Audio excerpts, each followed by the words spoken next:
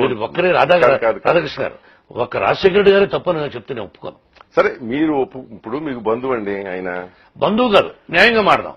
న్యాయంగా మాట్లాడేటట్టు ఒక బంధువు అంటే ఒక్క నిమిషం సార్, బంధువు అంటే నాకు బంధువు అయిన తర్వాత మోహన్ బాబు ఆయన బంధువు అయ్యావు, నువ్వేమి తీసుకున్నావు, నీకు ఒక 10 ఎకరాలు తీసుకున్నావా, 2000 ఎకరాలు తీసుకున్నావా?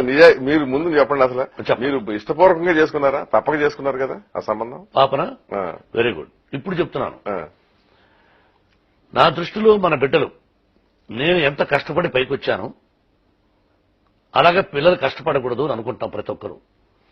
నాకెప్పుడు నేను చూసిన అమ్మాయిని పెళ్లి చేసుకోవాలనే సిద్ధాంతం నాది. సహజం.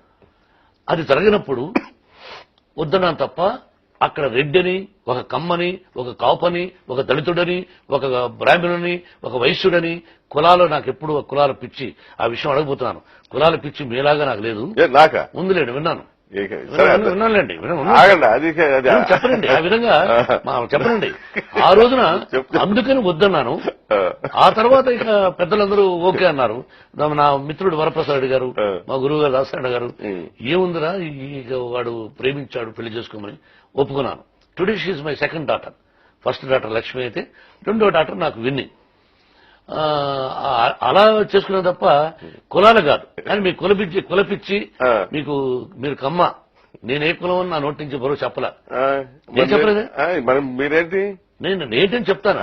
మీకు అనవసరం, మీరు ఆన్సర్ చెప్పాలి. ఓకే, చెప్తా. కాదు, మీరు కమ్మ వాళ్లకు కాపు కాస్తారని, కమ్మ వాళ్ళతోనే కలిసి ఉంటారని, కమ్మ వాళ్ళు వెనకానుంటారని ఆ కుల చిచ్చు, కుల జాడ్యం, కుల జబ్బు నా దృష్టిలో కుల గజ్జి అనేది హెచ్ఐవి లాంటిది.